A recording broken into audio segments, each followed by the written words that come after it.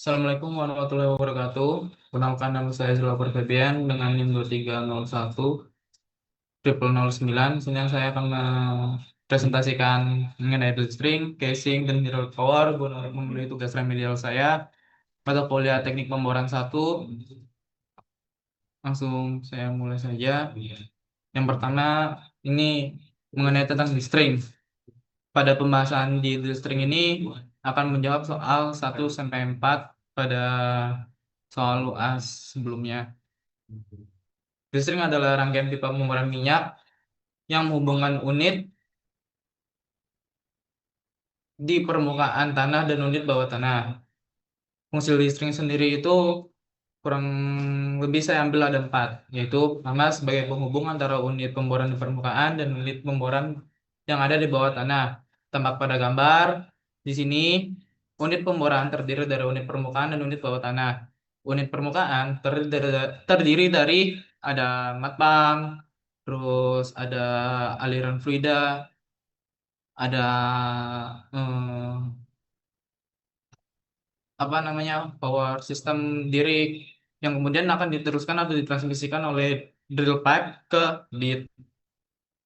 Yang kedua, meneruskan tenaga putar dari unit permukaan ke mata bor. Nah, berhubungan dengan salah satu fungsi drill string sebelumnya, drill string juga meneruskan energi putar atau gaya putar yang dihasilkan oleh rotary table atau top drive di unit permukaan menuju bit. Nah, ini adalah gambar rotary table.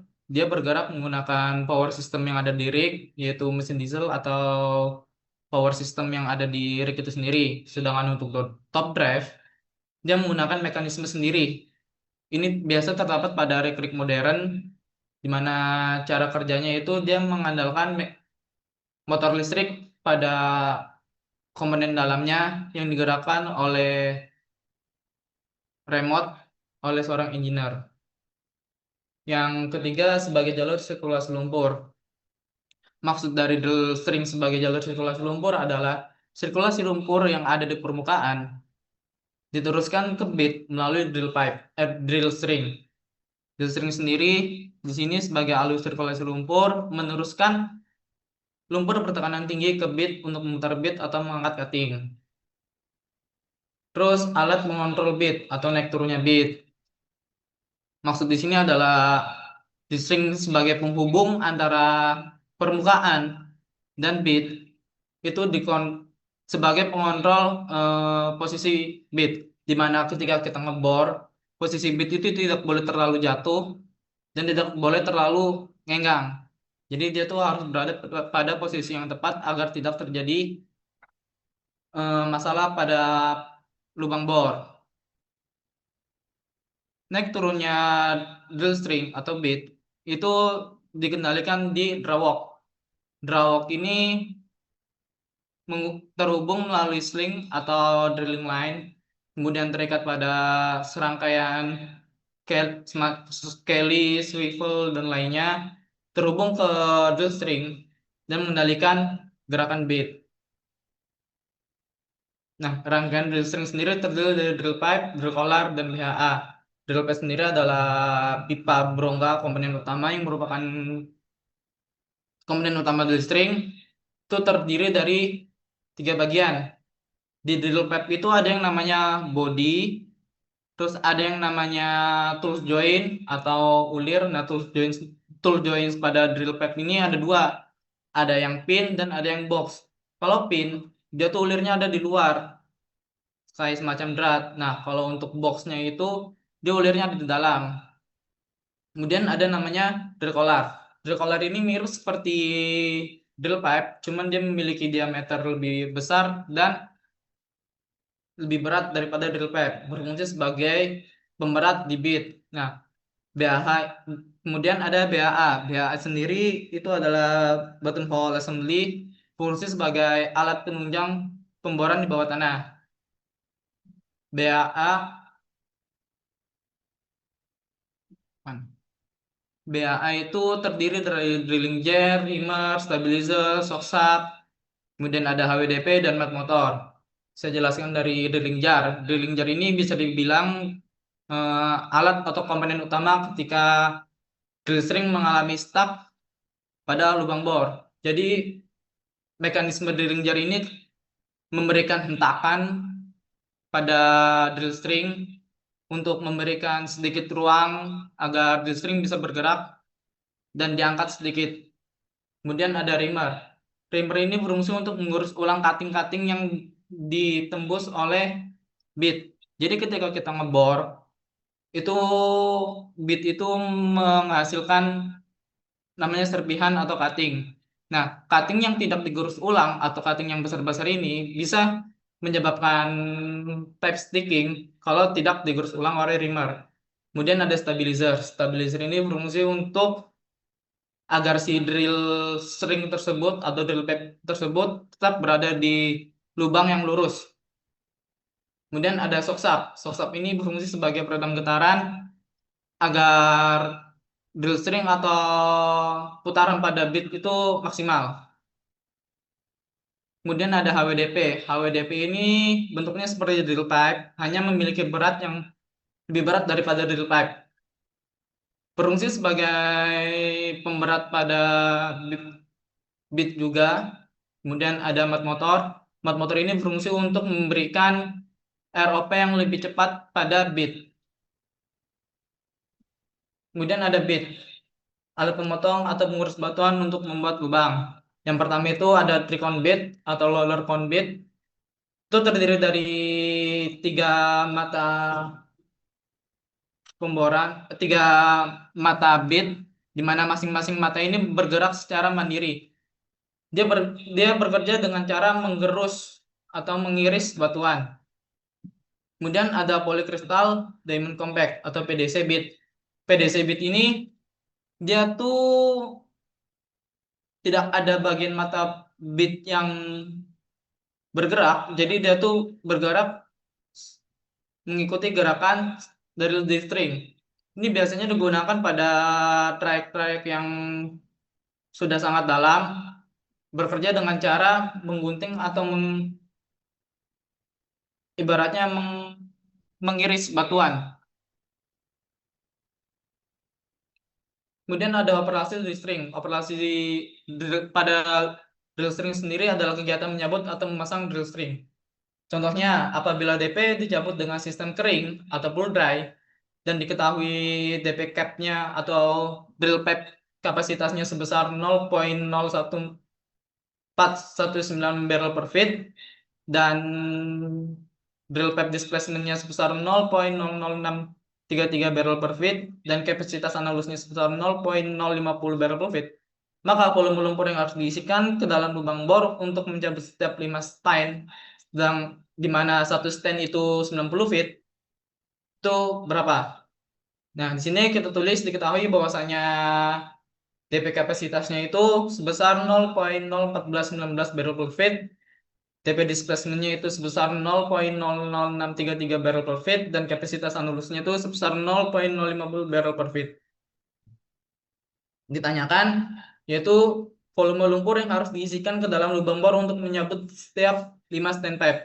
Sebenarnya pada soal ini terdapat kontradiksi di mana pada studi case-nya dikatakan bahwasanya pencabutan DP dilakukan dengan sistem kering. Sistem kering sendiri berarti tidak ada lumpur bor yang mengalir pada drill pipe tersebut. Nah, sedangkan volume yang harus diisikan ke dalam lubang bor untuk mencabut setiap 5 stand pipe ini bisa dikatakan ketika kita melakukan pencabutan drill pipe dengan sistem basah atau wet pull, di mana itu untuk mengontrol tekanan lubang bor agar tetap stabil.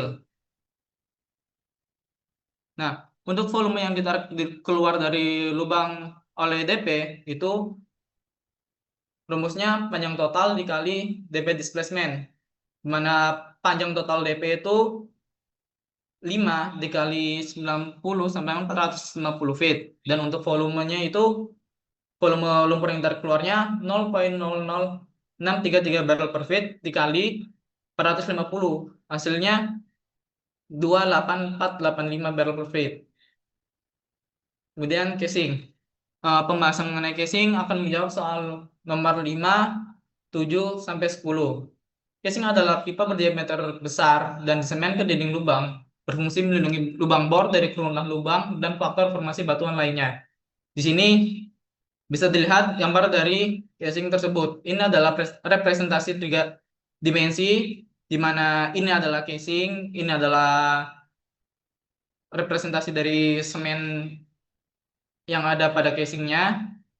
Terdiri dari ada 4 trayek di sini, konduktor casing dengan diameter 20 inch, surface casing dengan diameter 13 inch, intermediate casing dengan diameter 9 inch, dan production casing dengan diameter 7 inch. Untuk grade casing sendiri ada 3 grade casing berdasarkan standar API. Pertama berat nominal, kedua berat ujung polos, dan ketiga berat rata-rata casing. Berat nominal ini ditentukan berdasarkan grade dari casing tersebut. Misalnya pipa dengan diameter luar atau offset diameter 9,5/8 inch atau 9,628 sekian, dan ketebalan dindingnya atau thickness-nya sebesar 0,352 inch akan memiliki berat nominal sekitar 30 pounds per feet, di mana untuk rumus perhitungannya itu konstanta dikali OD dikurangi WT dikali WT atau wall thickness. Nah, untuk berat ujung polos itu ketika drill pipe ini tidak ada bagian offset, untuk drill pipe, untuk casing ini tidak di tidak ada ulir atau bagian yang lebih berat daripada bodinya. Nah, untuk berat rata-rata casing itu dihitung dari berat keseluruhan dibagi panjang dari casing itu sendiri. Nah, kemudian ada grade panjang casing berdasarkan standar API. Yang pertama itu ada range 1. Ini adalah casing terpendek sekitar antara 16 kaki hingga 25 kaki, biasa digunakan pada trayek-trayek permukaan. Kemudian untuk range 2 ini panjang standarnya itu sekitar 25 sampai 34. Biasanya digunakan pada middle trayek. Kemudian ada range yang ketiga dengan panjang sekitar 34 sampai 48. Range 3 ini digunakan pada trayek-trayek mendekati reservoir. Kenapa digunakan pada trayek tersebut? Untuk efisiensi waktu dan penghematan waktu pemboran. Kemudian komponen casing sendiri ada yang namanya body dan coupling atau tools join. Body jelas merupakan bagian utama casing yang berongga sebagai jalur masuknya drill string. Kemudian coupling atau tools join berfungsi sebagai sambungan yang berada pada ujung casing. Terus jenis-jenis coupling yaitu ada 4, short rounded thread dan end coupling STC, kemudian long rounded thread and coupling LTC, buttress thread and coupling BTC, dan extreme line casing XL. Nah, short rounded thread dan end coupling ini adalah sambungan ulir berbentuk bulat yang pendek. Jadi pada gambar ini jelas terdapat ulir. Namun untuk yang short rounded, dia ulirnya tuh hanya sedikit atau hanya tidak tidak sepanjang pada gambar ini. Dia hanya sekitar dari sini sampai sini aja. Nah, untuk yang long rounded thread and coupling desainnya itu sama yang short, cuman dia memiliki ulir tuh panjang seperti ini. Jadi keseluruhan bagian offset ini adalah ulir. Kemudian ada buttress thread and coupling. Ini untuk buttress thread and coupling ini dia tuh sambungannya tuh seperti berbentuk bisa dikatakan trapesium, agak miring gitu, supaya kekuatan cengkraman pada ulirnya ini lebih kuat dan tidak gampang copot atau mengalami masalah lainnya. Terlihat pada gambar seperti ini, terlihat tidak lurus.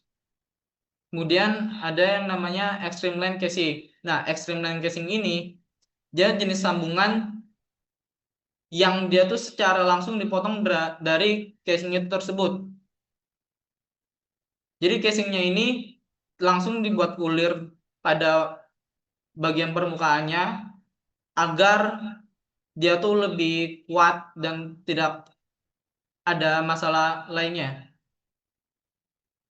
Kemudian lanjut ke jenis-jenis pembebanan pada casing. Pertama itu ada pembebanan burst damage, kemudian ada pembebanan collapse atau collapse damage, terus ada pembebanan tarik tensile damage atau biasanya kita tuh sering yield strain.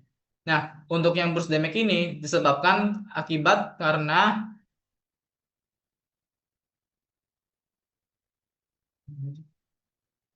Mana sih? Nah, untuk burst damage ini diakibatkan karena tekanan di dalam pipa. Dia tuh lebih besar daripada tekanan yang di luar pipa. Jadi ibaratnya kita tuh kayak meniup balon sampai balon itu meledak. Jadi dia tuh si pipa ini meledak karena tidak mampu menahan tekanan dari dalam pipanya itu. Kemudian ada yang namanya collapse damage atau pembebanan collapse. Dia tuh kebalikannya dari burst damage. Jadi kalau burst damage itu tekanan di dalamnya lebih besar daripada tekanan di luar, sedangkan kalau collapse damage ini tekanan di luarnya itu lebih besar daripada tekanan di dalam casing itu sendiri. Jadi ibarat dianalogikan itu seperti kita meremas buah kaleng minuman. Nah, kemudian ada pembebanan tarik, tensile damage atau yield string. Nah, yield string ini diakibatkan karena beban casing tersebut kemudian ditarik oleh sling ketika kita memasang atau mencopot casing tersebut. Ibaratnya tuh kita seperti mainan rantai, di mana ujung-ujung rantai ini menahan beban yang ada di bawah mata rantai, di bawah mata rantainya. Ini contoh dari yield string atau tensile damage. Kemudian ini adalah contoh dari burst damage-nya, dan ini adalah contoh dari collapse damage.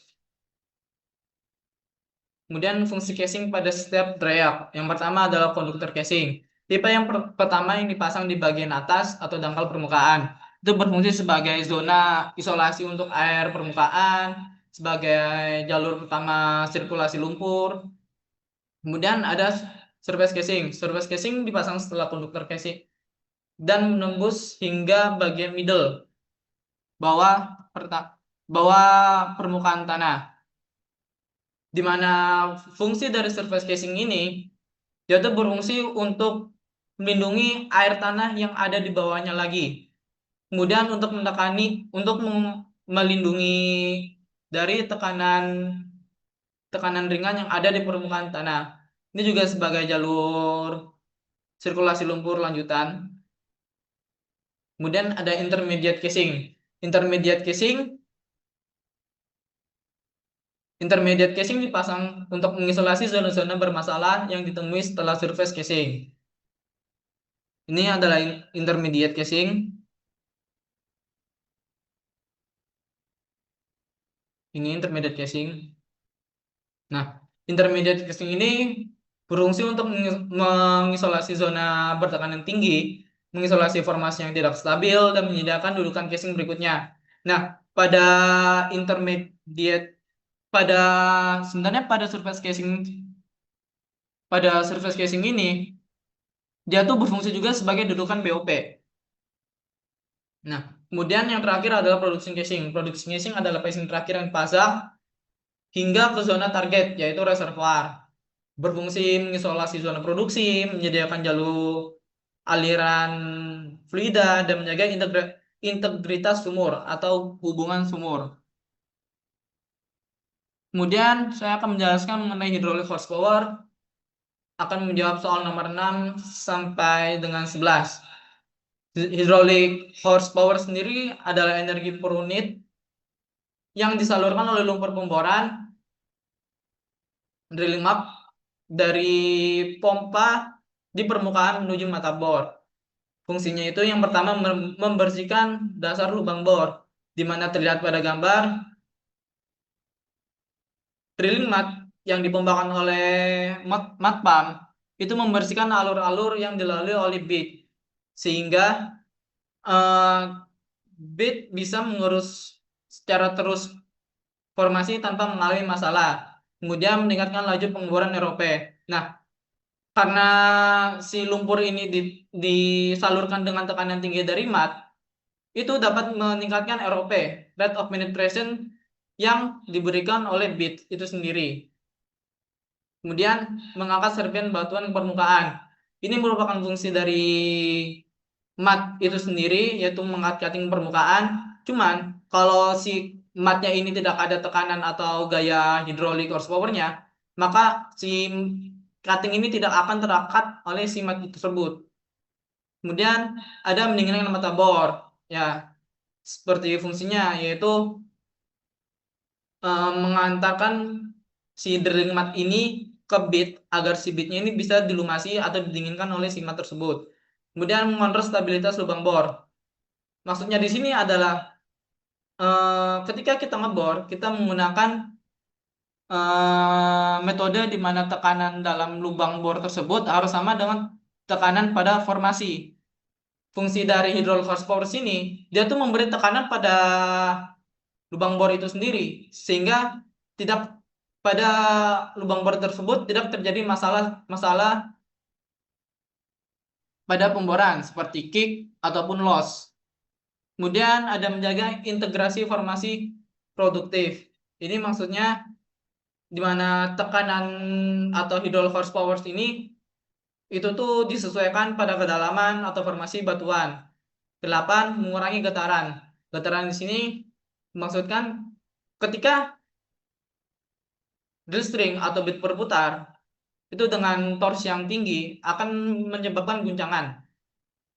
Nah, fungsi dari hydraulic horsepower ini mengurangi getaran yang diakibatkan oleh gaya torsi tersebut. Kemudian mengurangi waktu pemboran. Mengurangi waktu pembor ini berhubungan dengan fungsi-fungsi di atasnya, di mana ketika lubang bor ini bersih dari cutting-cutting karena telah diangkat oleh mud, kemudian si lubang bornya telah dilumasi oleh si mud, maka waktu pemboran akan lebih efisien daripada tidak adanya horsepower yang mengalir di wellbore. Kemudian di sini ada contoh kasusnya. Yang pertama itu pressure loss hydraulic power, yaitu mud yang dipompa oleh mud pump lewat beberapa unit pemboran memungkinkan kehilangan pressure akibat gesekan atau friction pada unit pemboran. Seperti contohnya pada studi case pada program linear 7 inch, data lubang bor menunjukkan kedalaman 4000 feet dengan diameter lubang bor 8,5 inch. Sedangkan untuk data drill pipe-nya yaitu dengan ODM 4,5 inch, ID 3826 inch dengan berat 13,76 pounds per feet. Sedangkan panjang DP-nya sendiri 3964 feet. Untuk data drill collar-nya, dia memiliki OD 6,5 inch, 2 13/6 inch dengan berat 83 pounds per feet.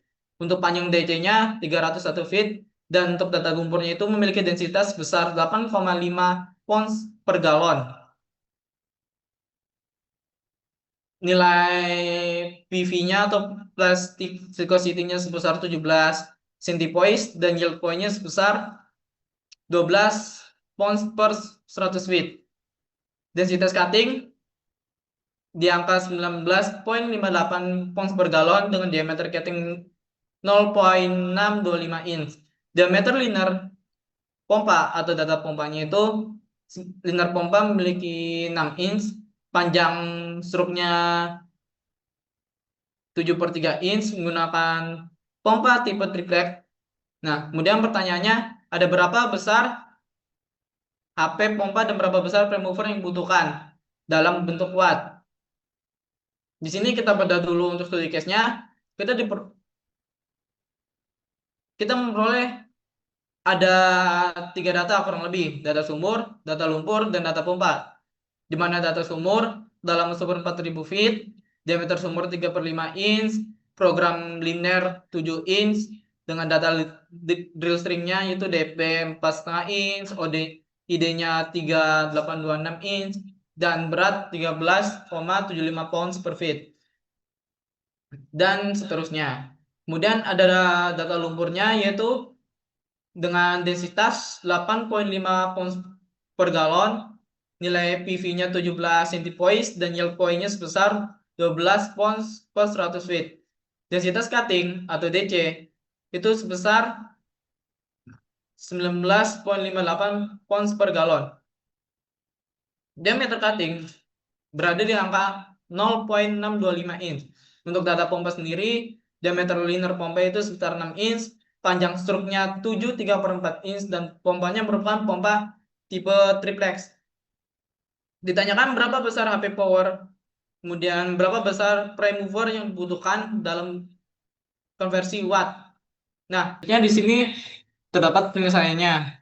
Dimana untuk pertama-tama kita menentukan kecepatan pengangkatan cutting, yaitu dengan rumus 1,54 dikali hasil dari kuadrat dari densitas cutting dikali dalam kurung densitas cutting dibagi densitas mat dikurangi 1, didapat angka 1,3 feet. Kemudian kita menentukan kecepatan kritis.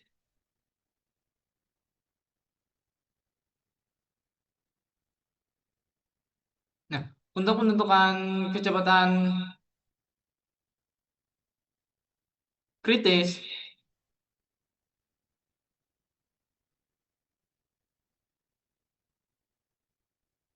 kita pertama menentukan kecepatan kritis pada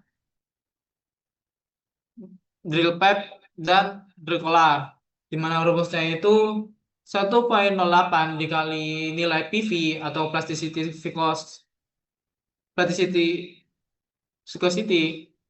viscosity ditambah konstanta yaitu 1,078, kemudian dikalikan dari akar PV kuadrat ditambah 9,256 dikali inset diameter dikali nilai YP dikali densitas mat, kemudian dibagi densitas mat dikali inset diameter. Nah, berhubung kita menghitung pada DP dan DC, rumus ini digunakan. Rumus ini menggunakan nilai ID, nih nilai ID itu menggunakan nilai ID si DP dan DC. Dimana untuk kecepatan kritis di drill pipe itu dapat angka sebesar 4,5 feet per second. Untuk kecepatan kritis di drill collar itu sebesar 4,74 feet per second. Nah, kemudian kita menghitung kecepatan kritis dalam analysis hole untuk di drill pipe dan drill collar, di mana untuk atau komponen yang dirubah itu hanya nilai ID-nya, di mana sebelumnya kita menggunakan nilai ID pada DP dan DC. Berhubung ini adalah anulus atau lubang di antara casing dan drill string, maka untuk ID-nya itu kita ganti dengan diameter hole dikurangi offset diameter. Offset diameternya siapa? Offset diameter dari si DP dan DC. Seperti pada untuk perhitungan anulus hole drill pipe itu nilainya 8,5 atau diameter hole-nya itu 8,5 dikurangi 4,5 kuadrat. Hasilnya itu sebesar 4,47. Nah, untuk di drill collar-nya itu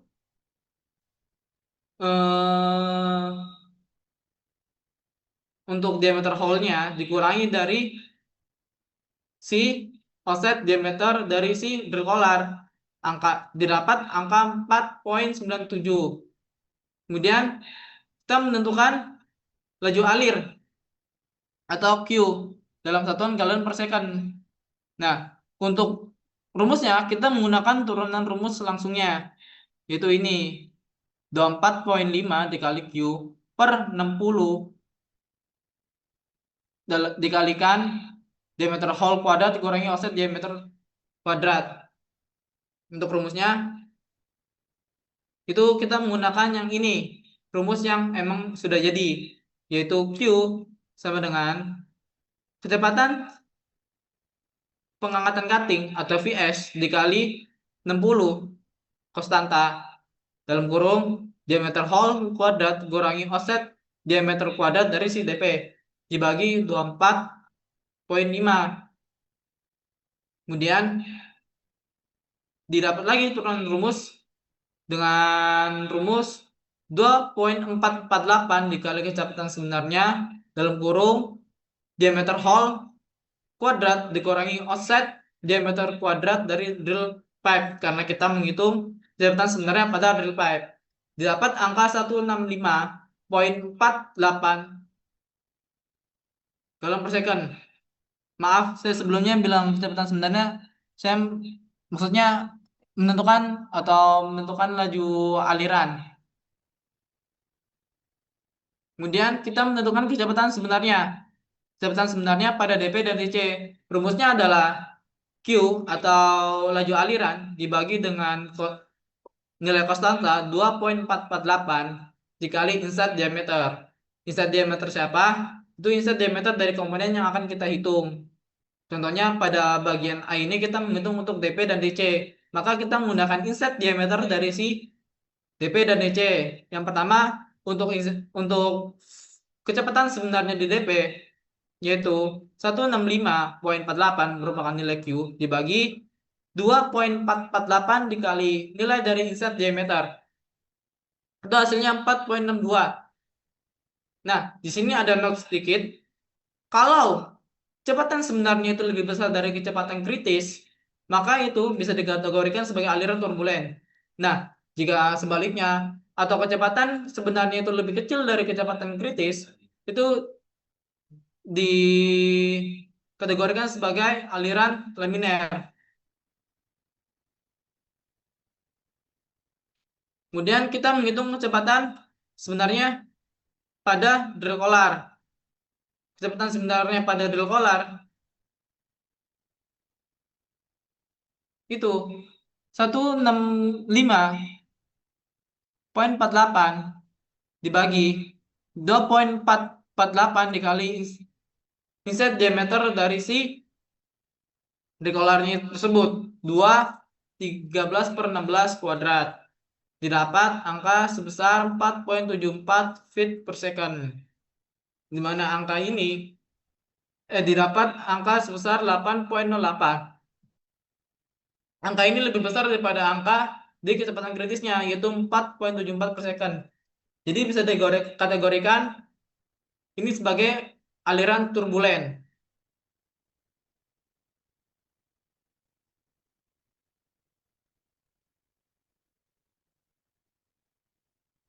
Kemudian kita menentukan mana sih?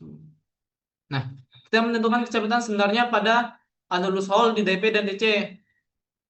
Balik lagi seperti yang perhitungan sebelumnya, kalau kita ingin menghitung sesuatu di annulus hole, kita harus mengurangi diameter hole dengan diameter offset dari komponen yang ingin kita hitung, misalnya DP atau DC.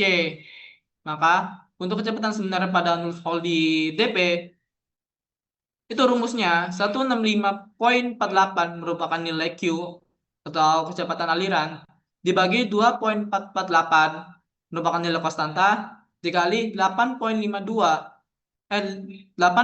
kuadrat merupakan diameter hole dikurangi offset diameter dari si drill pipe 4,5 kuadrat. Itu didapat angka sebesar 1,3 feet per second. Karena kecepatan sebenarnya lebih kecil daripada kecepatan kritis di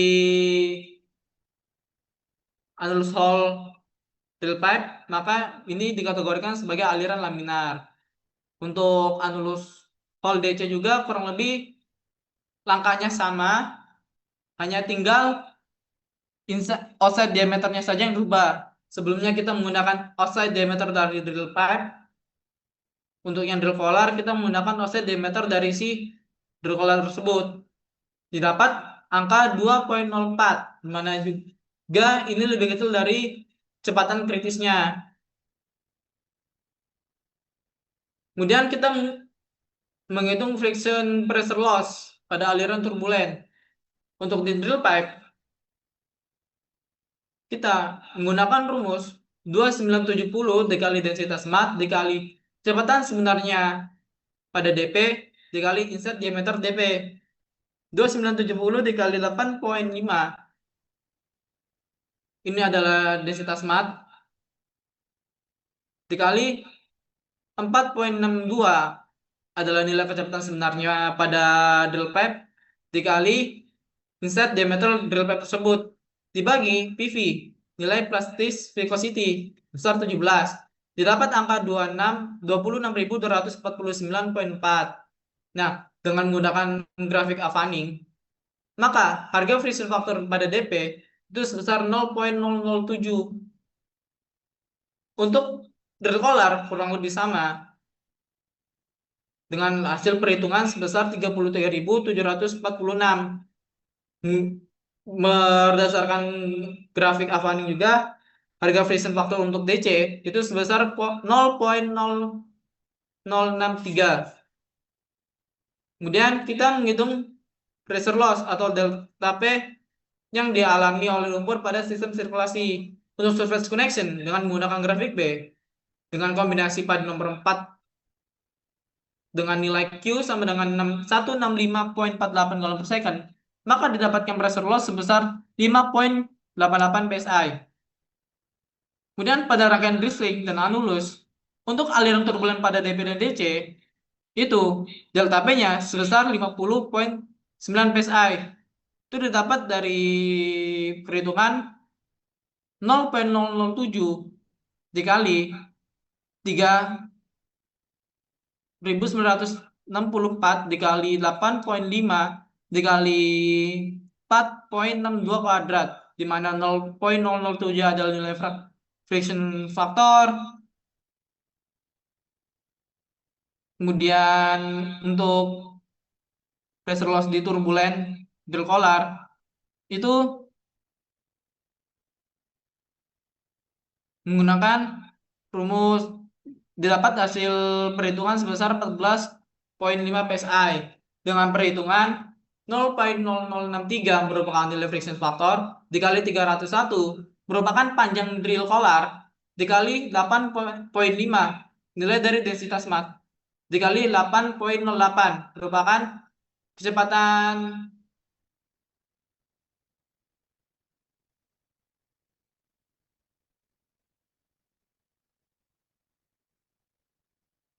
mana sih deh?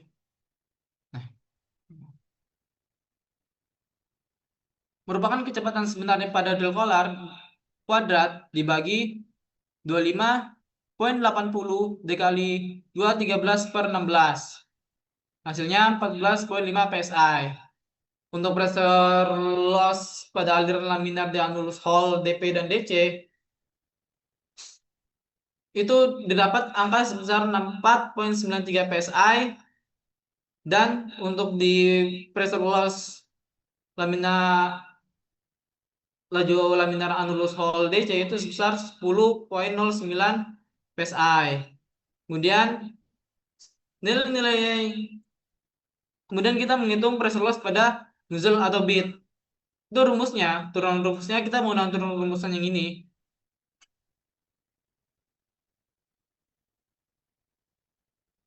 Luas alas sama dengan 3/4 kali pi dikali diameter bit kuadrat itu sebesar 59 inch. Nah, angka ini kita masukkan ke dalam sini pada rumus yang delta P nozzle ini, di mana densitas mat dikali laju aliran kuadrat dibagi 12.032 dikali CD kuadrat dikali alas kuadrat, itu kurang lebih hasilnya itu sebesar 61,57 PSI. 61,57 PSI. Nah, kita menjumlahkan total pressure loss yang dialami oleh simat di aliran permukaan. Kita menghitung loss pada surface connection, loss pada drill pipe, loss pada drill collar, loss pada anulus drill pipe, loss annulus pada drill collar, dan annulus pada nozzle bit. Itu dijumlahkan semua, dapat hasil 207,87 PSI. Kemudian kita menghitung kemampuan dry work atau menentukan horsepower pada sistem pompa. HP dry work itu rumusnya Q dikali total pressure loss dibagi 17.714, didapat angka sebesar 20,13, yaitu dari nilai Q sebesar 165,84 dikali 208 dibagi 1714. Kemudian kita menentukan besar input dari horsepower prime mover. Untuk besar input horsepower prime mover, kita menggunakan rumus HP dry work dibagi N, di mana N ini adalah efisiensi. Kenapa kita menggunakan 85%? Karena untuk dry work baru itu efisiensinya hanya sebesar 85%. Nah, jadi kita memasukkan angkanya, yaitu HP dry work-nya sebesar 20,13 hasil dari perhitungan ini. Kemudian kita masukkan nilai dari efisiensinya 0,85%, 0,85, yaitu dari 85% disederhanakan. Hasilnya 23,68 horsepower. Nah, horsepower ini kita konversikan ke dalam satuan watt, di mana 1 horsepower sama dengan 745 watt. Jadi prime mover menyediakan daya watt sebesar 23,68 dikali 745 watt, hasilnya 17.641,6 watt. Jadi prime mover yang dia salurkan ke mat pump itu sebesar 17.641 watt, mengalirkan mat dari mat pump menuju ke discharge line, naik ke standpipe, masuk ke rotary hose, ke hose neck, ke swivel, ke kelly, masuk ke rangkaian BOP, drill string, dan keluar lagi di bit melalui nozzle. Kemudian keluar di BOP melalui killing line atau drilling spool.